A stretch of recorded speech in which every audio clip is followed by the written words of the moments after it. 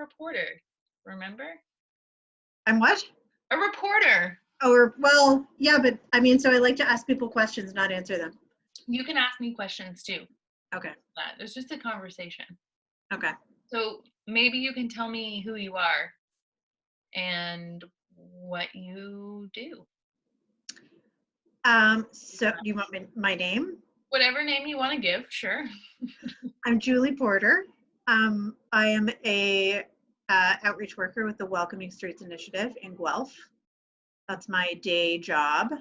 Yeah. What's your night job? I mean, my night job is to get deeply tucked into my sleeping chamber at 5:07 p.m. and to hit the hay. That's my night job. That's my night obligation and deep love. Do you own a Snuggie? No, but only because I don't think I could source one. I mean, do you know about the internet? I do.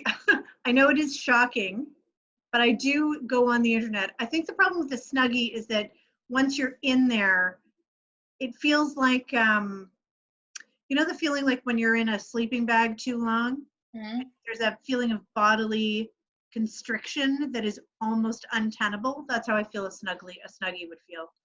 Probably. I need a looser deal, but I need to be tucked into my sleeping chamber, 5:07.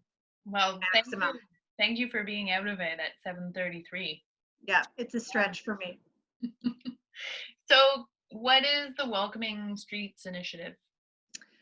It is a program that was put together by the Downtown Business Association and the Guelph Community Health Center, I think 2 years ago, that seeks to address, it seeks to create more cohesion between the business community and the vulnerable population in Guelph. So it is a program that runs businesses can call, and we do crisis intervention in businesses. And also we connect with folks downtown who are like somewhat disconnected from other services in the community that exist.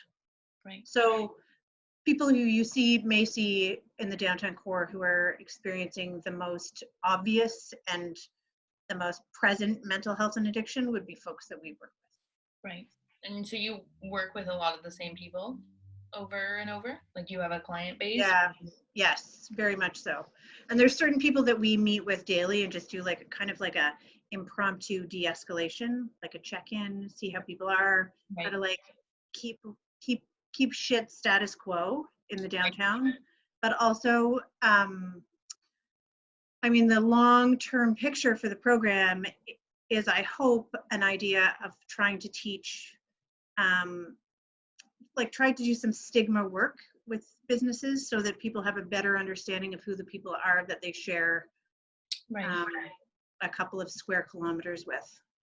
And so that hopefully things will be more simpatico on both ends of the scale.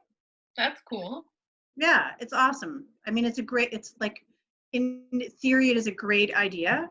And in practice, it has been like pretty interesting and pretty lovely to watch. There has been a ton of businesses who have been really interested in like initiatives and getting to know the people that they are otherwise somewhat scared of. Right.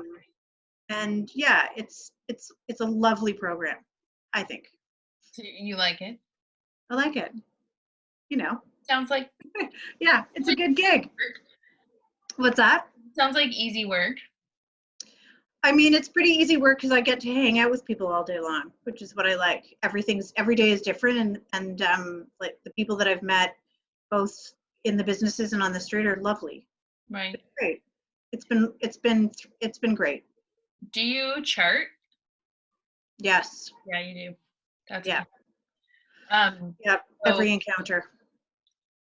So for folks who aren't in the biz, it's, you know, making notes about the interactions that Julie has with folks. And Julie and I know each other from my old days in the support work world. So tell me about how you're being impacted by this COVID-19 thing. I don't know if you've heard of it. Vaguely. Sounds familiar. Given that you're an outreach worker, Um, yeah, I mean, so it's probably, I have 3 people who have phones in my caseload, and so I talk to them every single day, several right? times a day. Um, One of the cool things actually about this is that ordinarily when you're doing outreach, like there's lots of stuff going on all the time. And so you don't really have time to sit around and chat with someone for an hour and a half about their life. And during this period of time, I've like laid on the couch with my phone and had full on conversations with, I mean, people on the other end are invariably partying. So it's like we're partying together, but I'm actually learning parts of their lives that I had no idea. So it's almost given me a more intimate awareness of the people that I'm working with, which is really cool. And then Mhm, the flip side of that is there's a great swath of the population that I work with who I have no contact with at all right now. mhm. And that sucks. That does. Maybe the Gulf Business Association can get them phones. I mean, And that would that's be part of great. the anti-stigma campaign or like initiative. Since they're not operating the most of their businesses, they could be interacting with people on the phones daily and getting to know The our people in their city. yeah. Yeah. So where is everyone? Like what is happening with folks? So I think the people who ordinarily sort of sought shelter at our shelters in the city have been moved to a hotel Hmm. in the north end of town, and they have rooms, obviously, so the social, instead of all being packed into one space, people have their own separate rooms, which are lovely. The problem exists now as it did before. Some people don't like or can't live within the small sort of paradigm of what is expected of them to stay in the shelter, and those people are having even more of a difficult time than they were a month ago, 3 years ago. Is this Greenwood? Oh no. Um, what about like social distancing? I imagine that's still difficult for many folks who are in the hotels. Incredibly difficult. And the other thing too is like we are inundated with information about social distancing all the time through the internet, through what have you.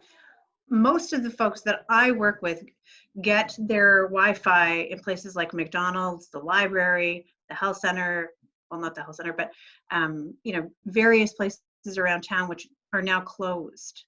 So people don't necessarily have like the amount of information coming at them that we do, which is emphasizing social distancing. Like Important. I drove by the drop-in today and there was a group of people hugging out front of it. And I was like, oh, for God's sakes. And then realized that people just don't know the same facts that we're getting because they don't have the luxury of having the internet. Hmm. Hmm. Or it's just like unrealistic for their lives. Absolutely. This is the, yeah. I mean, how can you practice social distancing when you have to basically stand beside someone in line to get food, Sure. you know? Like, I've been reading a fair amount about obviously like the overdose crisis paralleled with like COVID-19 and the fact that like the overdose crisis is like don't use alone and Yeah, COVID-19 that's is like right. stay apart and And like get the hell away from someone. yeah, and so like there have been really innovative things that people have been doing or like phone numbers you can call and use while you're on and give your location, etc. But like some of the tips about managing an overdose, it's like using your PPE, basically your personal protective equipment, and like the mouth thingies, the like whole mouth guard for Yep. CPR, and then like put a towel over somebody's face if you have to do chest palpitations, and like wash your hands after. And I'm just like, people aren't fucking doing that. Like, No. not even necessarily because they don't want to, but like it's just like those things aren't accessible for everyone, No. right? Yeah, that's right. And No, it's an entirely untenable situation for in my like moments when I'm not completely happy about the fact that I'm in my cozy, beautiful home with all the stuff that I need and the people that I love the most. Like, I mean, it's a pretty dark thought to consider what it would be like to Mhm. not have any of this Mhm. and to be afraid of, you know, afraid of most things right now. Mhm. Mhm. And are there folks that are like refusing to go into the Yeah. Or people who just couldn't ever fit in the shelter. And so, for whatever reason, are now sleeping on the street. Mhm. And then, half the stuff in the city is like everything has been condensed to the drop-in center. So Royal City is closed, Chalmers is closed, or at least closed in the way that it used to be, where people could go and be social and be connected and get resources. That stuff doesn't exist anymore. So it's all being funneled through the drop-in. right? And if you have acrimony or a history of not necessarily um, fitting in to the culture at the drop-in, you're at a great deficit. I mean, there's virtually nowhere to go No. Yeah. to get the things you need.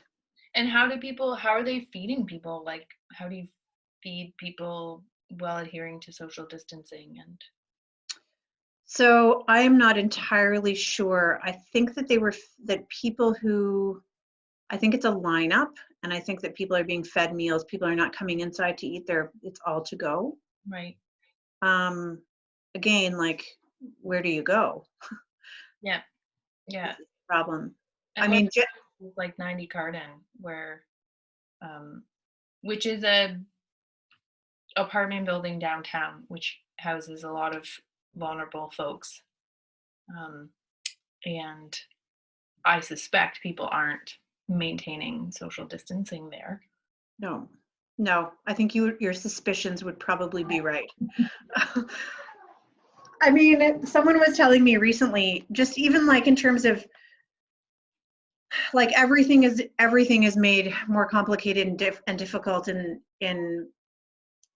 like drug supply is different now. If you're the only car on the street or you're the only human being walking up and down the street and you're looking to score dope, you also have like a police presence in downtown Guelph that is different than it's ever been. Yeah.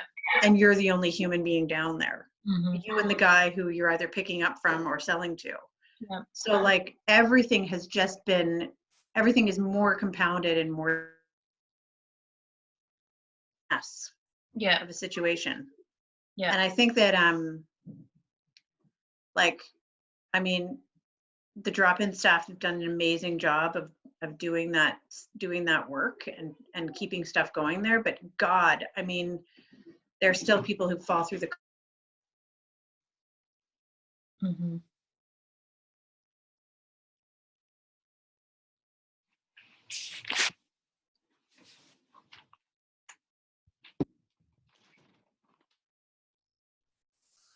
Hi. Hi. Oh, it died on me, like the internet. Oh, really? Okay, good. I thought it was like I'm kind of glad about it because I just started to ramble on in a kind of a like a fugue state sort of way. So I'm glad that it petered out. It says it's recording. I hope that it like kept recording and that like we didn't lose whatever we talked about. I'm hoping that we lost it because it was not. I mean, the end there was 0 out of 10 for Okay. sure.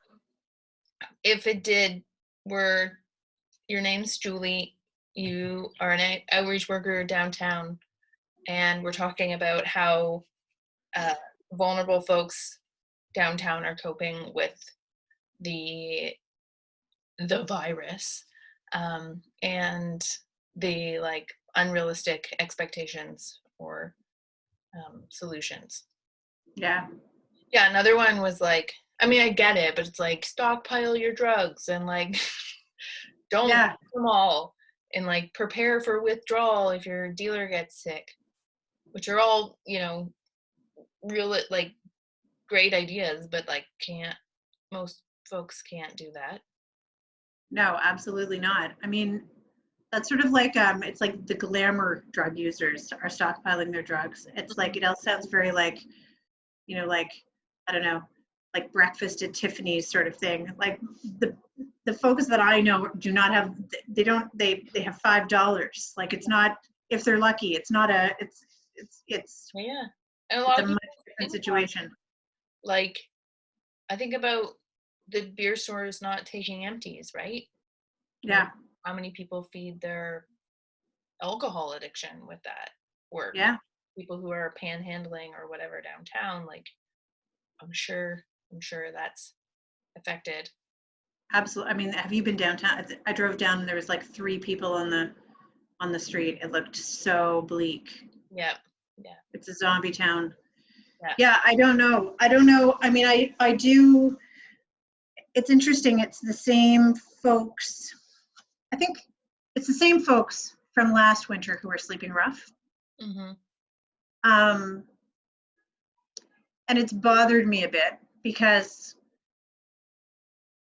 like the pandemic has changed a lot of things, but it also hasn't changed the reality that we have a system in which people have to fit into the shelter system, and if they don't, they're out of luck.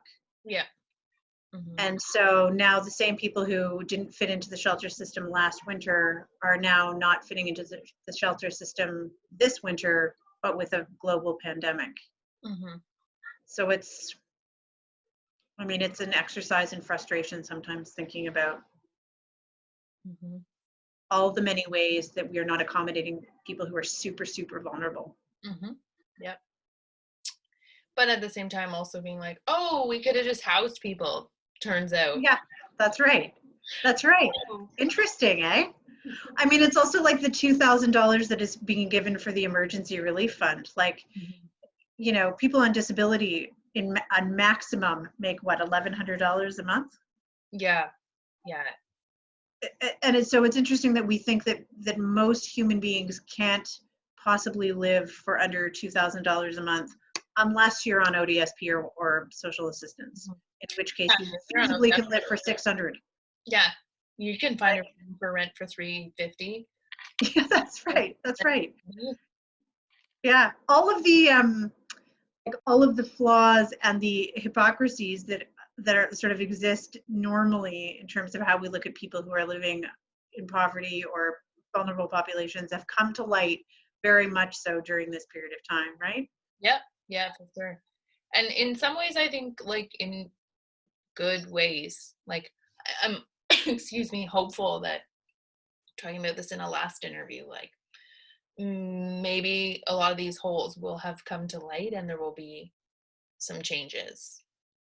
I'm Yes. terrified there won't be, but um, I'm hopeful that, Yeah. and even just like economic things, like whatever it costs to put people up in a hotel room for that amount of time is probably incentive to be looking at like longer term, better solutions for housing. Yeah. So that's not necessarily a bad thing, No, and it's true. maybe grocery store workers will get paid better because they're actually an essential service. Yeah. Um, but did you hear Trudeau talking about speaking I moist? did. So gross. So gross. It's so visceral though. I mean, in some ways it was the perfect term because you recoil immediately when He you hear that. recoiled, which was awesome, and he was like, I "That's know. that's a disturbing thought."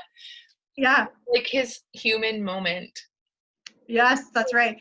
I know. And then I immediately started to wonder, like, I think I may be a moist talker. I don't know. Like, no one has definitively told me, but I do worry about it. Because I'm I don't know that you know. Do you know when you're moist? I don't think you do. Otherwise, you'd stop it. a moist talker. I feel like Moist. people who talk really low and slur their s's a lot, maybe. Yeah. I sometimes find, like, if I'm in a meeting and it's stressful, I get a bubble that develops on my upper lip.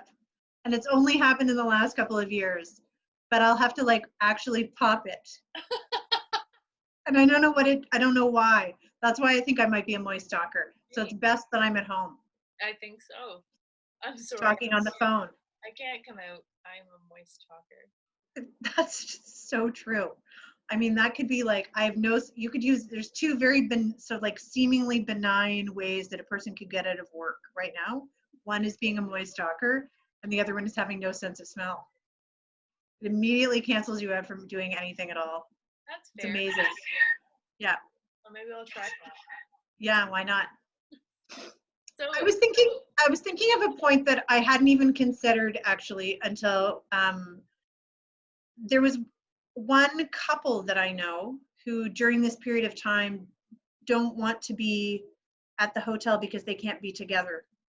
mm, And so the other thing too is that if there's like a, a married couple needing shelter right now, they're not allowed to be housed in the same motel room. why are they separated? I believe that the like genders are, yeah. So I mean that's another reason why people would be like, I'd rather sleep outside. I want to be with the person I love during the worst time ever. Sure. Like Yeah. why wouldn't you? Yeah. Fair. Anyway, that was an aside. Yeah. So, how are you coping personally, Um, professionally? I think initially I was like, I felt like I was built for quarantine and it was the best thing that has ever happened to me ever. Like I felt amazing. And then, and then, because I'm an information gatherer, I sort of scour the news every day, all thousands of different news sources. And I started to feel like panic and terror. Odd. That's odd. It's odd. It's interesting. And then I made the mistake of going out and getting groceries on Saturday and felt like just deeply depressed afterwards. It's this like idea of like fearing everyone was so awful. Mm. People would come down my aisle and I hated them immediately, like they were the enemy. It was just this, it's a weird world. I don't like it. I don't know how to I'm trying to like keep buoyant, but I don't know. Mhm. It's going to be months. How are you feeling about it? Oh, great. Not great? I said, oh, great. Great. You're feeling amazing. This best time ever. Yeah. I know it's pretty up and down, like all those things. Um, I feel there's a lot of like I have to do a lot of self-talking and like coaching stuff on myself. Yeah. Does that work? Yeah, I actually have been like, like freaked out about how calm I've Okay. been calm, and then like, oh my god, why am I so calm? What's wrong? Right. I'm not doing it right. Um, Oh, like you feel like it's not like the calm before the storm, but like you're disproportionately calm. Like yeah, there might be that, something deeply intrinsically wrong with you. or yeah, Gotcha. or maybe I'm just like not understanding. Right. I mean, I think I have some grasp of the severity. Um, I think I'm not. I'm obviously super privileged, so like the most of the struggles I have are like loss of income, having to be like quarantined with someone, being alone with my thoughts, and not and missing people and Yeah. life, like things that I miss. I'm not I'm not on the front lines, like I'm not exposed um, you know, regularly. I'm not I think about people like who aren't housed, or people who are housed with people who are unhealthy for them, or Yeah. I and that makes me pretty sad. Um, but I'm not exposed to it at the same degree as some people, so I think I'm definitely privileged in the sense that I kind of get to pick and choose about when I want to be sad about that stuff, if that makes sense. Yeah. Yeah. But a lot of it is just like trying to really just surrender to lack of control. I'm just like, I don't know, I can't plan anything. I don't know about like, let's just see what tomorrow's like. And Right. tomorrow, the last couple of days, I've been pretty anxious, and like not even mentally anxious, like that I'm having thoughts that are causing anxiety. It's just like a general physical anxiety that comes with me wherever I go. Um, so that's cool. I just accepting that's where I'm at right now, and who knows what tomorrow will be. Could be better, worse. I don't know. just taking it day by day, I guess. That was incredibly zen of you. I don't Like, know. and you can actually, when you say you're surrendering, like you could actually do that. Oh, like for moments, and then I get, Okay. yeah, no, I'm not like, oh, Okay, good. no, no, no, God, no. Okay. But that's what I have to go back to, right? Like, it's just, Right. okay, I can't, what are the things I can control? And like Yeah. really focusing on those, and like, how are the ways that I can help people in those situations from such a weird position, you know? Yeah. Um, and like, what can I do to just manage my mind Yeah. and not get caught up in the catastrophizing or all the things that could happen? Yeah. I mean, my normal, like my baseline is catastrophizing. Like it's what I'm best at. Oh, so you should be doing And fine. It should be real familiar for you. it's very familiar for me. I mean, strangely now there's like an actual tangible threat, Mm, whereas before it's always been, and when I talked about information gathering, usually I can information gather and like I can find facts that don't support my hypothesis, which makes me feel better. And in this particular situation, I information gather and receive no, there's no calm. There's no better when you do that, right. because the news is so we don't know what's happening. Mhm. We don't know if, like, I don't know if I'm going to get the virus. I don't know if my partner is. I don't know if my parents, like, there's just all of this sort of like blanket of unknown. Mhm. And I'm someone who very much finds comfort in solid facts that I can lean on, and there are none I right think now. most people do, and I think that's why. I mean, we're Yeah. struggling for lots of reasons, but I think for many of us, it's like, I mean, in reality, our future is always uncertain, right? Like, Yeah. we didn't know this was gonna happen, but here we are. Even though we Yeah. thought that we knew like what 2020 was gonna be like. I mean, some people knew this was gonna happen, and I think like secretly we all kind of knew, or most of us knew something to this effect was, but we didn't know Okay. like, March 2020, blah blah blah, Right. right? But we thought we were in control and like we could predict, and here we are. So I don't know. I think, what was my point? Basically, that we just can't. Well, that we never actually have any certainty. Yeah. Isn't that It's true. comforting? I know, but I mean, one thing I'm always certain of is, Uncertainty. yeah, that's my deep point for today. No, but I'm usually certain that I can find my way, I can muddle my way to something that is comforting. Hmm. Do you know what in anything? Like, and in at this, I mean, the thing that it's sort of most harrowing to me is that I can't even find a particle to hold on to that Right. makes things feel better. No, nothing. I mean, there's this sort of sense that at some point this will get better. Hmm. Um, and then kind of like at what price though, right? Like it seems like an enormous toll in the meantime. Yeah, I'm trying to be more optimistic and more, I think at the moment I think I'm trying to concentrate on very um like I watch a lot of crappy TV, and you know, because I am having a hard time, and I've never been someone who's prone to depression or feeling dark about stuff, but this period of time has literally taxed me in ways that I didn't know I would be taxed in, Yeah, fair. you know? Yeah, and I mean, I think for so many of us, like that's the reality, and like Yeah. just maybe not familiar territory for No. many of us. And Yeah. like it's okay if you're watching crappy TV and that's like how you're Yeah. feeling or distracting, you know? It's great.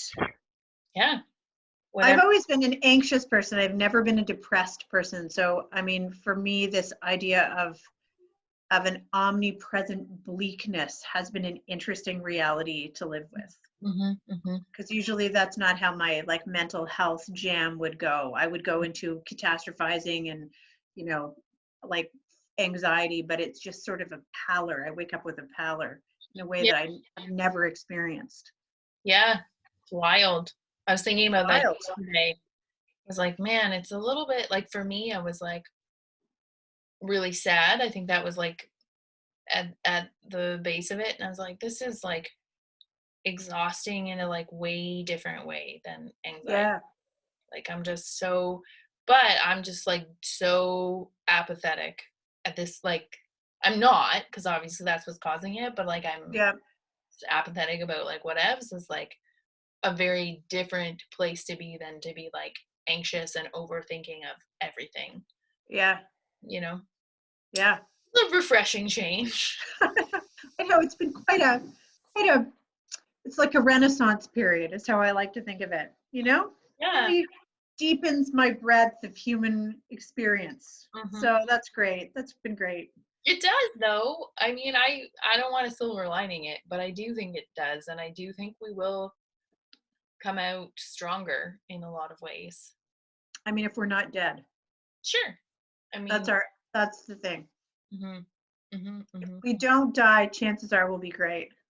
Sure. Maybe. That's Yeah, the takeaway. sure. Right? I don't know. Yeah. Death was always a certainty. Like True. that is I the was hoping it would be like in 5 or 10 years from now, though. Like that was my goal is always to sort of stave it off. sure. And that's how we survive for sure. Yeah, I by mean, yeah, staving it off. you don't have control over it, and turns out Yeah, that was always there. That yeah, possibility has always been there. It's just like now we're confronting it more than ever. yeah. It also felt like you know, initially like there was a situation in China and it seemed so far away. And then, even as it built, I sort of just I lived under the very like deep feeling that it could never happen here. Mhm. Like I just until it was like all of a sudden it was like a trickle, and then a flood. Mhm. And Yep. that was wild. Yep. I I think mean, so like for most people, it's just yeah. even though again, I think most people I'm generalizing, I have no idea, but like somewhere there's always that idea like, shit's gonna hit the fan.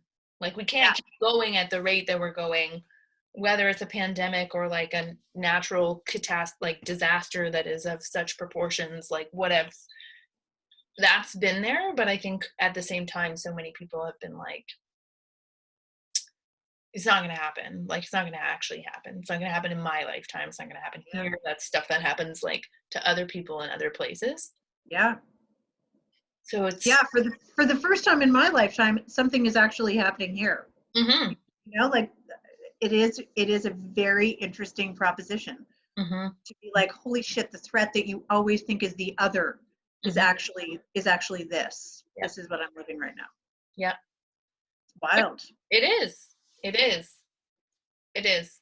And I do think it does speak to our privilege in a lot of ways of like Yeah.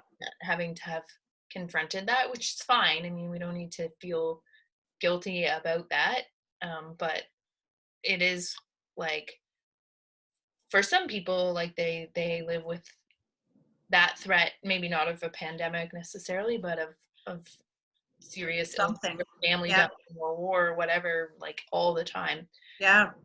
So it's real wild to have it here. And I think I about like don't like it. I don't think I'm fond of it. That's my takeaway. I'm not into it at all.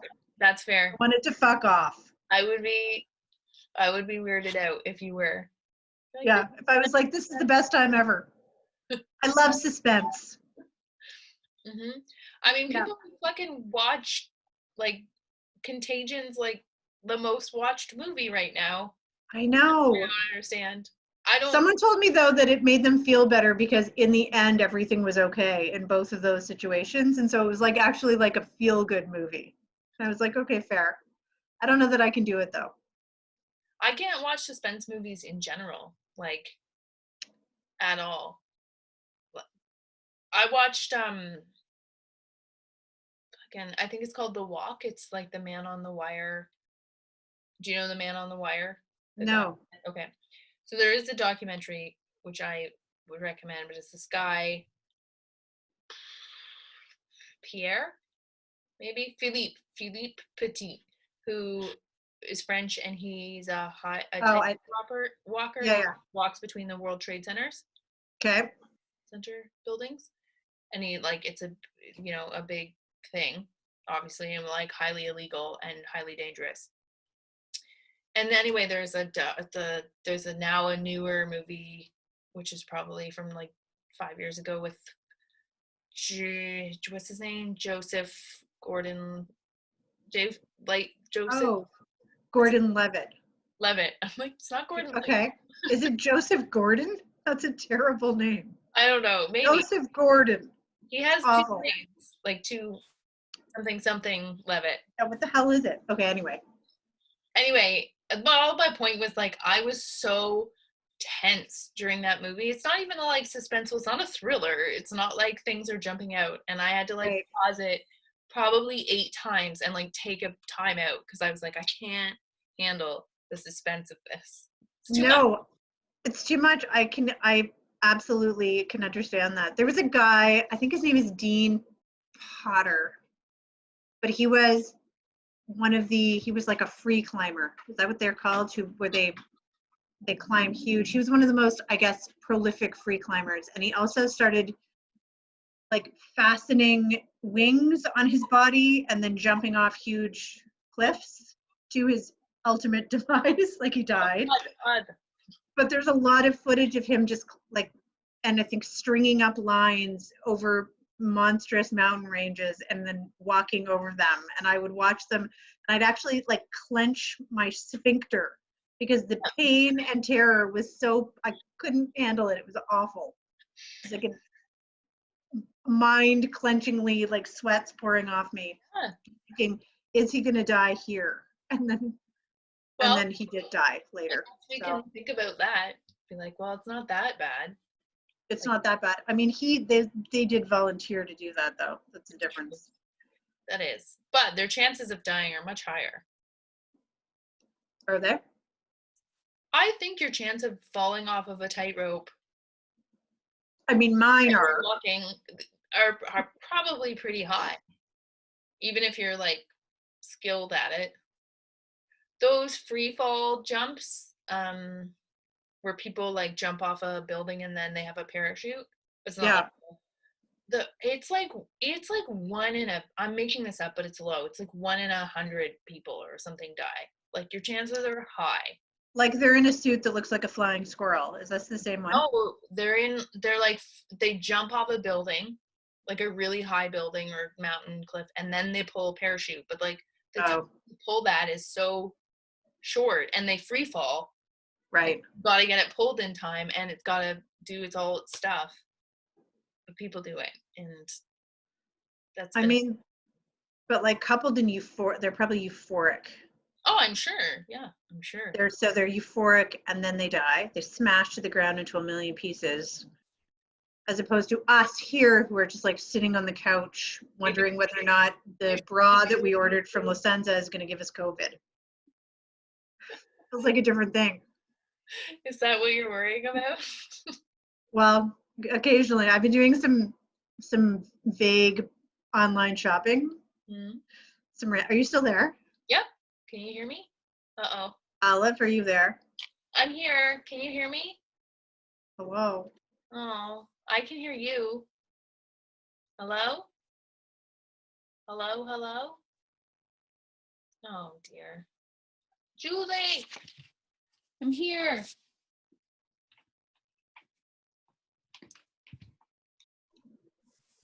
Hi. Hi, it's terrible. I know, what's going on? Oh, you're all fuzzy and pixelated. I'm sorry. I moved to a different room because of my internet. Is this the room with the suitcases? No, that's a different room. That's over there. I don't know if you there they are. Yeah. Love it. The suitcases you don't like.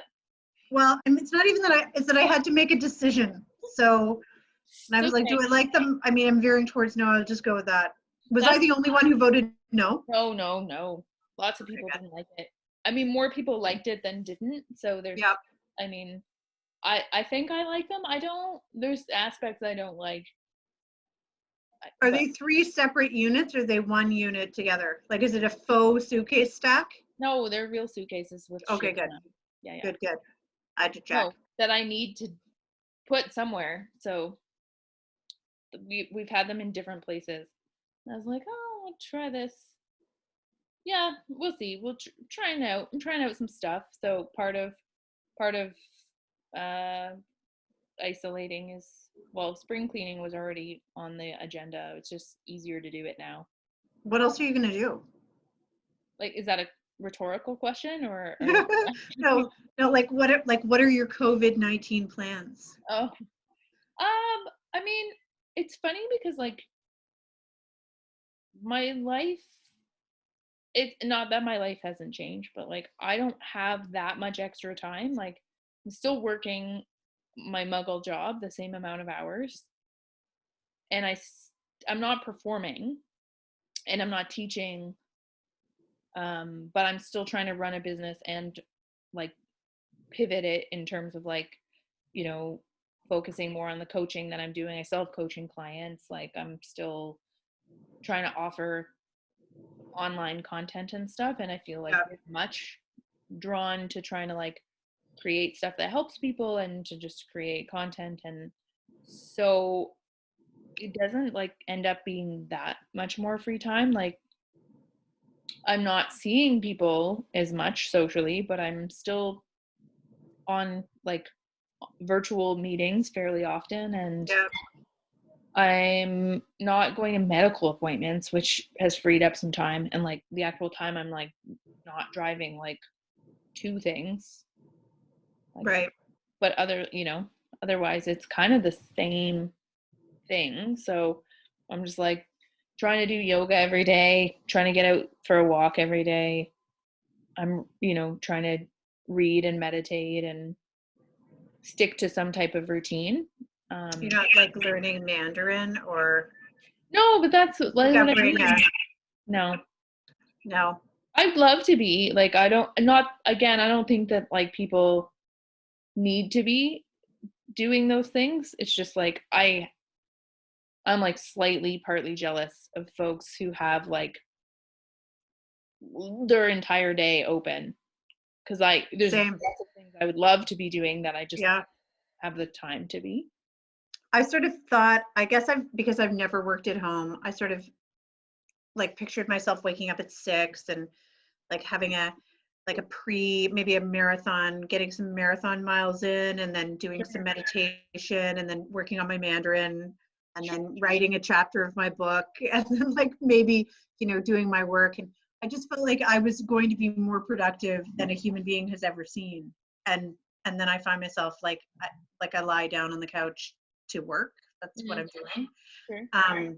I work out and then I go into my sleeping chamber. Like that's not, nothing has really changed at all either. It's the Good for you. weirdest thing. On the couch. Yeah. I honestly wanted at one point to be laid off because I thought I may be able to actually enjoy, or not enjoy. I don't know if we're supposed to enjoy this. I would I would feel like I was getting more out of it. Does Yeah. that make sense? Yeah, yeah, yeah, yeah. I think the other thing, again, like we were talking about earlier, is like we also just have to give ourselves permission to like we're also processing something extraordinary that, we're Yeah. all dealing with anxiety and depression and whatever, having to be alone with our thoughts or all the things that we've used to avoid feeling things. Uh, Yeah. so yeah, like maybe not if you don't feel like learning Mandarin at 6 in the morning, but like, maybe that's okay. I mean, maybe it is. The thing is that I do feel like it. I just never get around. I feel like learning Mandarin. I just don't think it's gonna happen. Fair. That's sort of, even if I was laid off right now and had all the time in the world, I actually don't necessarily believe that I would be any better version of myself during this period of time than I've ever been. That's I always aspire to it, but I mean, I have also learned to like keep my expectations of my own self like at a moderate clip. I think I think it's helpful for self-survival at That's this what point. they tell you to do. Just Yeah, set your sights low. that's right. Always. Oh, I'm on a video. My daughter just walked in with And some sort of weird. I'm also parenting a teenager during this period of time, which is like very interesting in and of itself. God help you. And have the expectation of doing some homeschooling on the side. I don't know how people do that. I don't know how people do it either. I've got to tell you. Also, like, I assume, like, I've seen teenagers out together. Like, how do you Yeah, keep your teenagers home? And, like, I no, don't know. all they care about are their friends. Yeah, they care about their friends and their outfits and like they're horny. Mine is only 13, so not quite at this point anyway, but like that I know of. But yeah, it seems, and luckily she's sort of antisocial to begin with, so she's fine with being in the house. But I don't Right. know. I think you'd have to lock them in their rooms. Yeah, so stressful. I don't envy you. No offense. No, it's fine. Me either, really. Luckily, we have sort of I practice benign neglect parenting Nice. and always have. My mother was like, she's like, the one thing I learned about parenting you is that you must practice benign neglect. And I was like, well, it seemed to work fine for you. And I think I'm going to take it on because basically what it means is you neglect them in the least harmful way possible. You both have your own lives and you develop some chutzpah. I have my own time. They have their own time. We're not up in each other's business. And it's so far so good. That's good. Yeah. I mean, Independent. yeah. And it's another lowest common denominator way of like setting your goals, right? Because if you're practicing benign neglect, everything else is sort of just a plus. It's great. Yep. I remember that one time my mom paid attention to me. Yeah. Mm. It's great. But I'd hear these women when my kids were younger who would be like, I spent all day long canning. And then I got down on the ground and the kids and I played farm animals. And I could just never, and they would be exhausted. And I could never figure out why they were doing that. When if you just ignore them long enough, they will also play farm animals. And you do not have to be like, I as a grown-up I don't have the mental stamina to play farm animals. Also, why would you want me to? You know? It might be enjoyable for you now. I mean, I don't think it would be. I think it would be terrible. I was not a natural parent as a guy because I don't know why I'm diverging into this line of talk, but Let's go. let's move on. We'll move on. Sure. Well, we can wrap it up. I know you need to get to bed and neglect your children. But That's right. what do you have any hopes for after? What do you miss the most? I miss like I miss people. I miss human interaction Right. deeply, Well, other actually. than your family. Yeah, that's right. Other than I want to be able to go out into the world and benignly neglect people. Um, yeah, I miss working. I miss that feeling of productivity, which sounds so weird because I'm not really a productivity based person, but I miss that. I miss feeling like what I'm doing is relevant and has some sort of holds some importance to me. I Yeah. miss that. I miss being able to go out for brunch. You know, I just miss like seeing other human beings do weird stuff. I miss all of it. Have you heard of YouTube? I mean, there's a lot of human beings on there doing weird stuff. Of what? Have I heard of what? YouTube. YouTube? I've heard tell. It's not the same though. I want to glimpse someone doing weird stuff that they don't know that I'm glimpsing. Yeah, fair. That's the best weird stuff to glimpse. What do you miss? Like similar stuff. I miss like yeah, energy and exchange and like chemistry and like being being sexual. Not like Right. not out necessarily like in public. Although I miss performing. And I mean, it's been a while now. Uh, Yeah. You're still teaching, are you teaching a class online?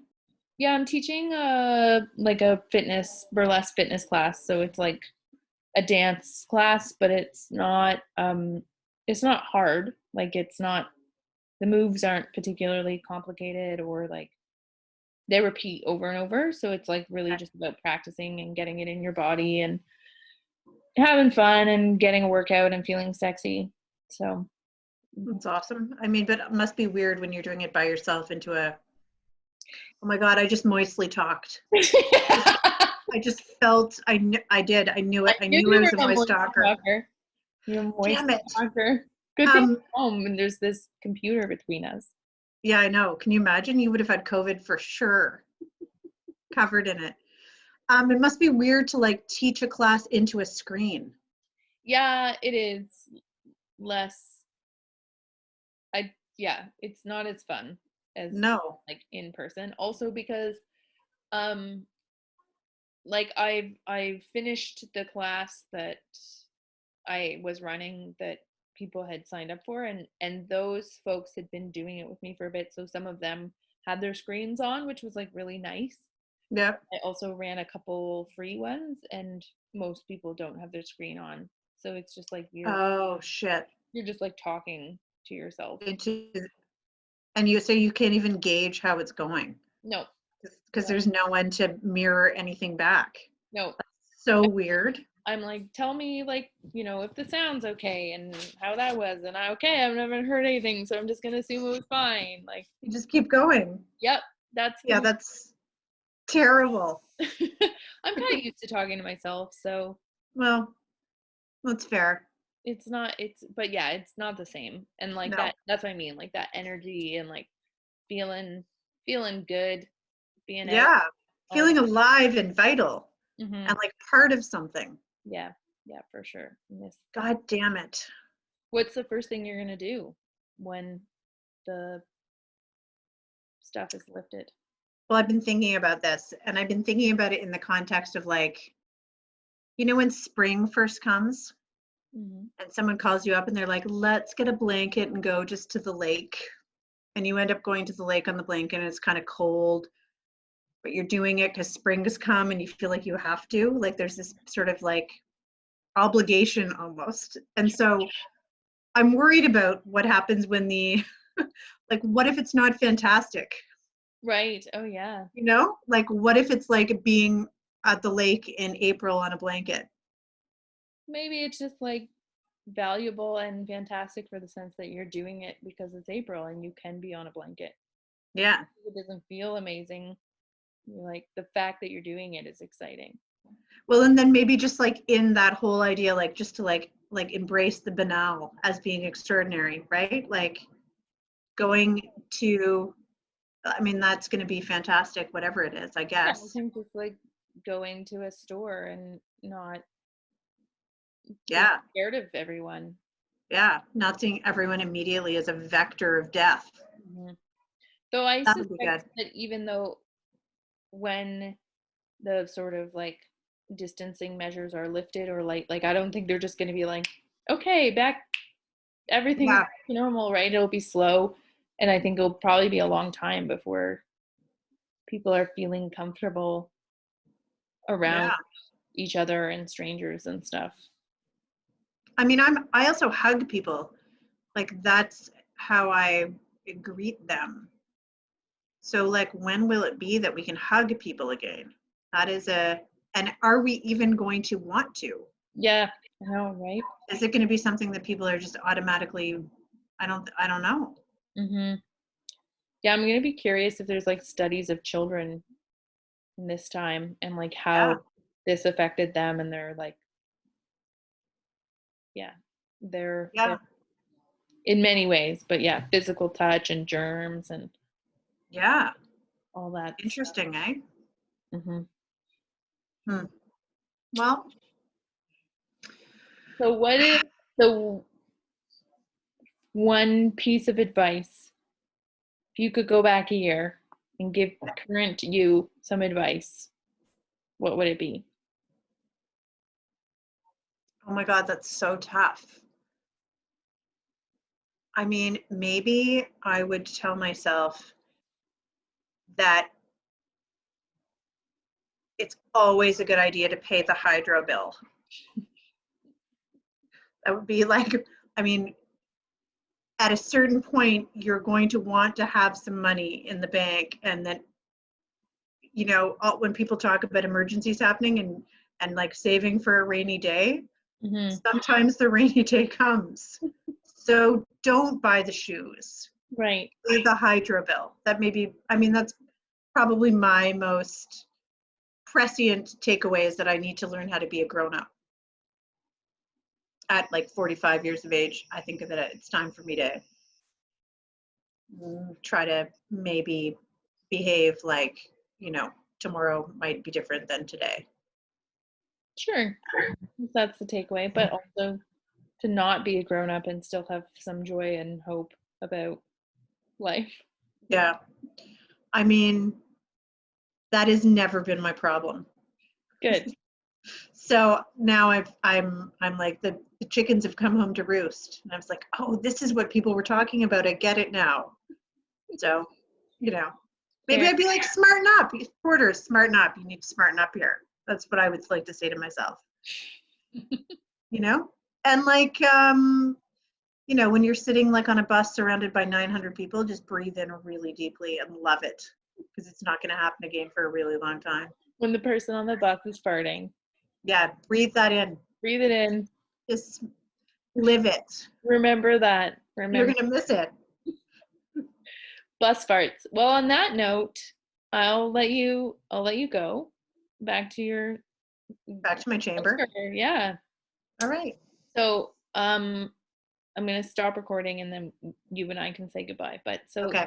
thanks for thanks for being on my show. Thanks for having me. I hope it recorded like all of it, but we might only have the end. So Oh, okay. we'll use that, or we'll get Jen on. Just splice Jen in. And Oh, then just have me nodding. sure. Sure. That's what I'd like. All right. Well, good luck with everything. Keep me You posted, too. and we'll chat soon.